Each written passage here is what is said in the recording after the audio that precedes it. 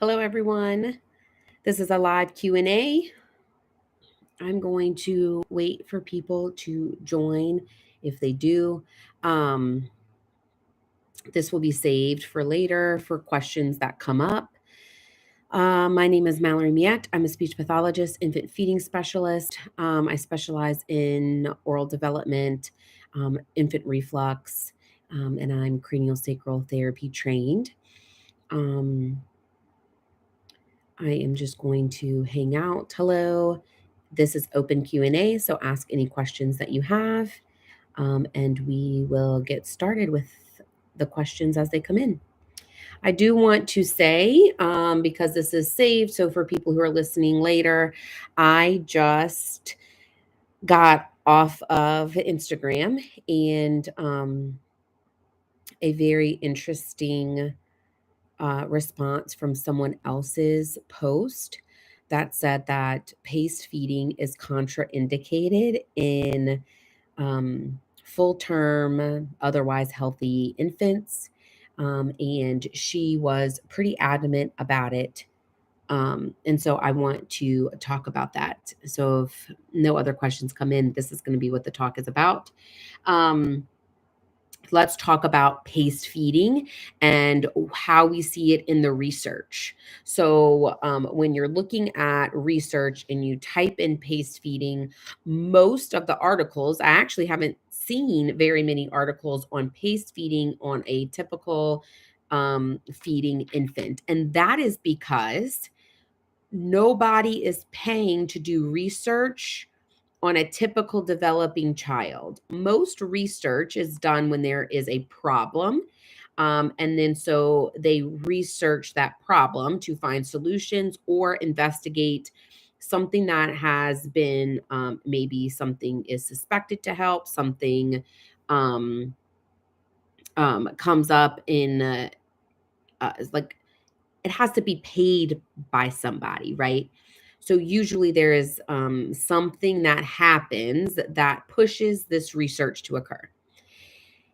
For full term, otherwise healthy infants, what are they looking at in terms of feeding? Why would they investigate paste feeding and what that means?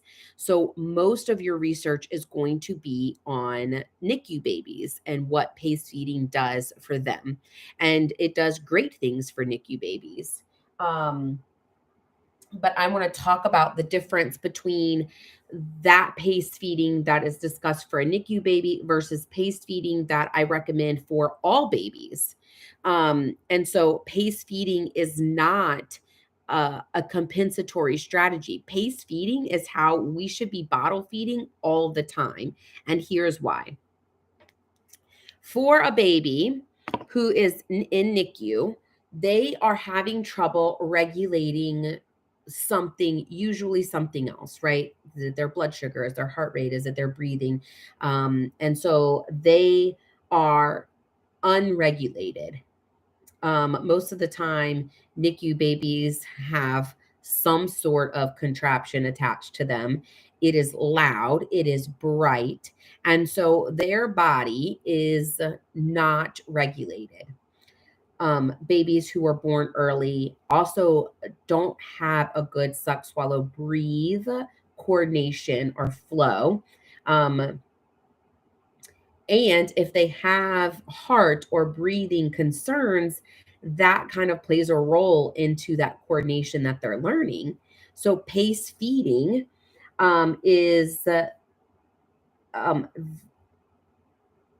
is helping them pace. So for a typical developing child, they will suck, swallow, breathe, maybe take a break. So they learn to pace themselves.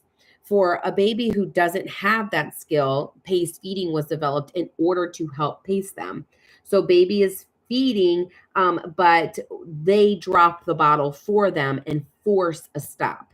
So baby suck, swallow, breathe, suck, swallow, breathe. And then the person feeding will drop the bottle so that there's no milk in the nipple, at the nipple hole.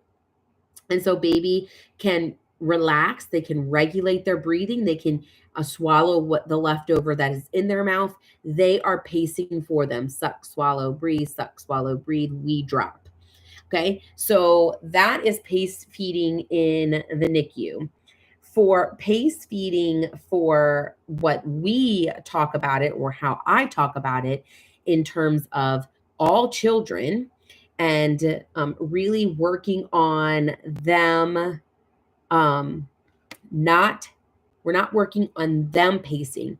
We're working on the caregiver, the feeding person, listening to them. And so pace feeding then becomes our cue to stop. So instead of us forcing a stop, we are listening to baby. So baby stops actively sucking, we are going to drop the bottle. Remember, milk only needs to be above the nipple hole line, does not need to fill up the whole nipple space. And so if we are feeding and they stop sucking, then we are going to drop the bottle. When we drop the bottle, um, they're not actively sucking. So we're listening to their stop cue. We're not forcing anything. We're not interjecting our own cue.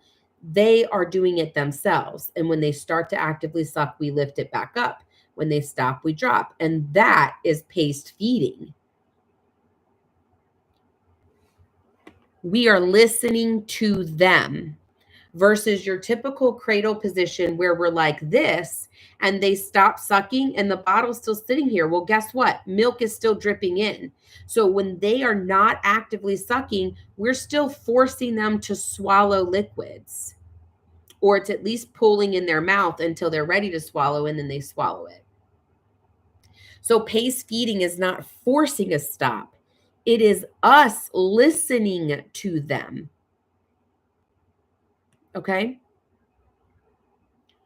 So we are not the pacers. They are the pacers, but we're listening to them. That's just really, really important. It's a super big, um, an area that's not talked about enough, but also an area that is hugely misunderstood. Most people hear sideline and pace feeding and they think the baby has a problem, when really sideline and pace feeding is us listening to the baby and respecting them and when they're full. Similarly to breast, they are sideline and they are coming to the breast. We are not going down on them and forcing that. They are in control. And so we want them to be in control when they're bottle feeding too. I hope that helps clarify things with the sideline feed, because that was interesting for me to see someone respond so negatively and very adamantly about pace feeding being contraindicated. That is huge. Definitely not contraindicated. And I mean, she said that there was research. I would love to see that because it doesn't exist. Okay. Unless they're saying pace feeding in terms of us dropping the bottle and forcing a stop, then yeah, why are we doing that? That is not how you pace feed for a full term, otherwise healthy baby. You are listening to them and you drop. So there's a huge difference. And so hopefully that helps clear the air on sideline and understanding pace feeding.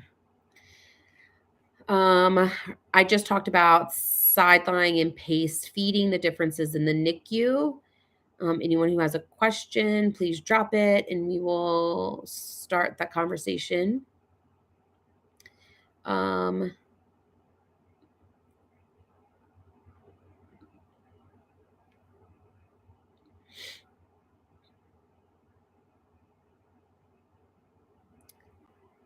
This is open to anyone who has any questions.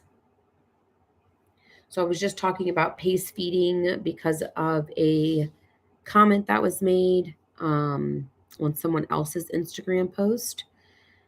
So if you have questions on pace feeding, please go back and watch that. Um, I will wait a couple more minutes for any questions to come in. I will be doing these every Tuesday at 3 p.m. Central. I'm glad I had that little bit to talk about. That really fired me up. My most recent post is about cheek support.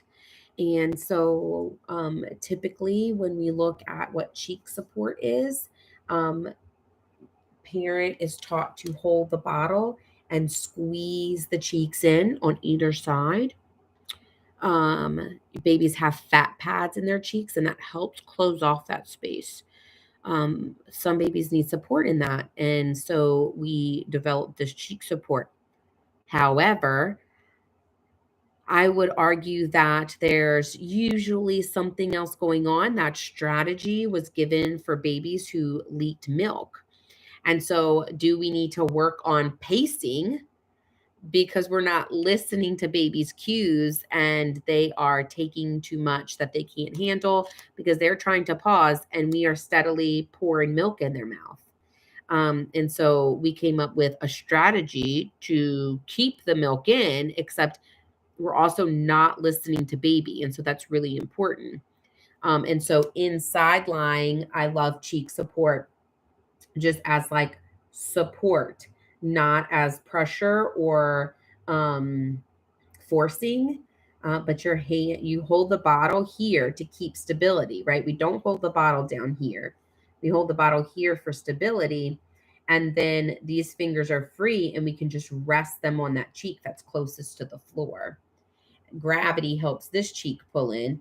This one just, we're just setting our hands there, and that will give the cheek support in order for the lips to come together a little better.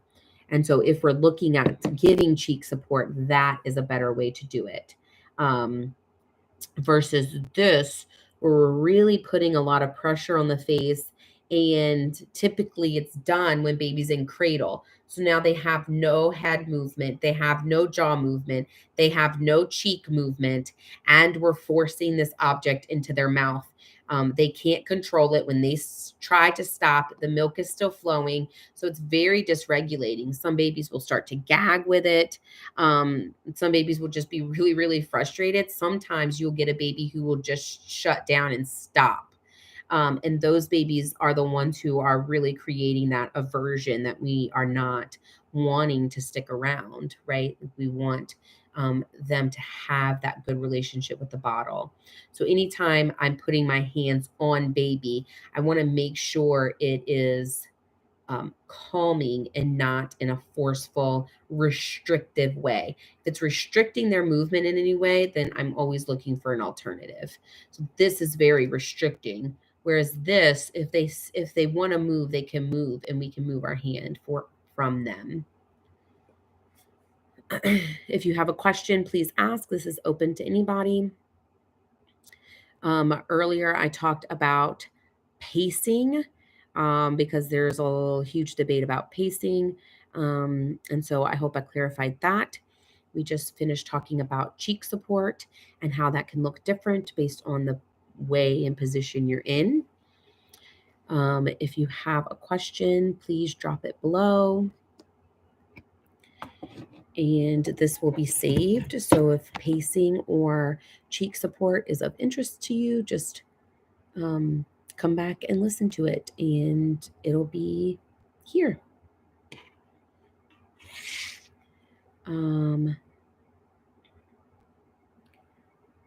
If you have a question, please drop it and we will start that conversation. My post before that was on nasal hygiene. Not a lot of questions about nasal hygiene. I think people realize that nasal hygiene is important. It's just very cumbersome to include in a routine. It's like, oh, another thing to include in a routine at the end of the day when I'm exhausted. And I get it. I completely get it. And so A lot of times I try to incorporate these things that I know are necessary in activities that they're already doing. Bath time is full of stuff. So when they are in bath time, I do oral stretches, I do teeth brushing, I do nasal hygiene, I do cleaning ears if we need to clean the ears. I do all the things in bathtub. They're all there. I go one by one and get it all done. Recently, my 6-year-old has been taking showers, and so his has gotten harder. And so usually I do the littles, and then when he's getting out of the shower and the littles are getting dressed, or my youngest is already in bed and my middle is getting dressed, I'll do my oldest. So there's always, our routines are changing constantly because m they get older and, like, your schedules change, and so your routines have to change, and how they accept things change, and so, like, he's no longer in the tub, and so we had to sort of come up with a different routine. Um, but this is cold season, and knock on wood, all 3 of their classes, more than half the students have been out, at one time for colds. Not last week, the week before, my oldest, I think he said 26 kids were out of his class out of 32. And so we have been extremely lucky in that realm, and, keeping up with the nasal hygiene is just really important for that. Okay, if you have any questions, please drop them, um, and I will answer them. Um,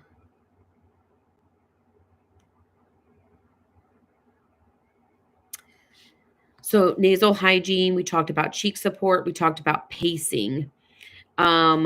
Next, we are going to talk about um, tension in the body. And so a lot of times babies are visibly tense, except as a parent, you're looking at them all the time, right? See them all day, every day. It's really hard to notice things like that. And so um I want to make sure that when I talk about baby tension and what that looks like, it's not that you missed anything or that I'm saying something is wrong with baby. What I'm saying is that they're giving us clues as to why they could be feeding and feeling a certain way.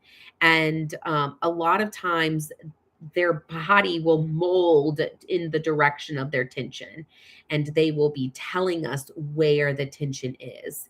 Um, and so watching how baby positions themselves, if they're keeping one side of if they're keeping their shoulders up by their ears, that's because if they drop it, this muscle extends and that doesn't feel good for them because there's tension there.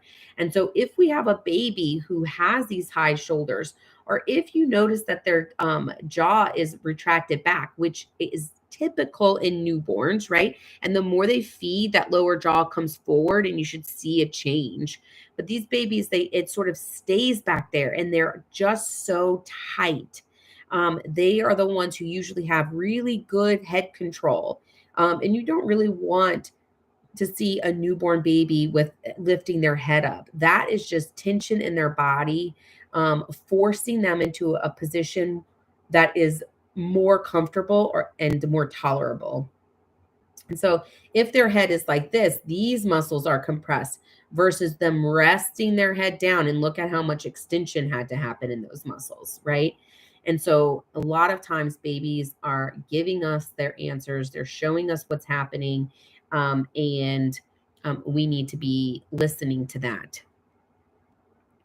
Um, it says that um, they're not allowing questions for 5 minutes or something like that. I don't understand that. So I hope you guys are able to put in your questions if you have them. I'm not sure what that means right there. I might have to look into that. And so what can you do for these babies who are carrying this tension in their body is functional movements. There was somebody who commented that chiropractic work is, or adjusting a baby is extremely dangerous. And so I want to be clear that in the baby unwind guide, we're not adjusting them. There's no cracking. We are literally doing movements that improve muscle function. And so I want that to be clear because that was interesting to me that they commented that. The other topics that were discussed earlier were pacing, cheek support, and nasal hygiene. And so this will be saved. And so you can rewatch that if you have questions on that. Um, I'm not getting questions, and I'm hoping I'm not doing something wrong.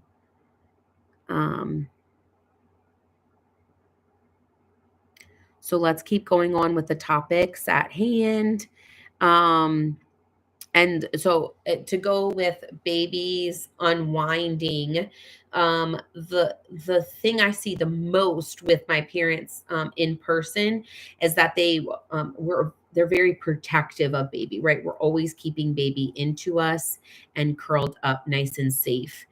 And so what we need to watch is when baby is wanting to get that stretch and that movement. And so if you are unswaddling baby and they go into a guppy, we don't need to pull them out of that.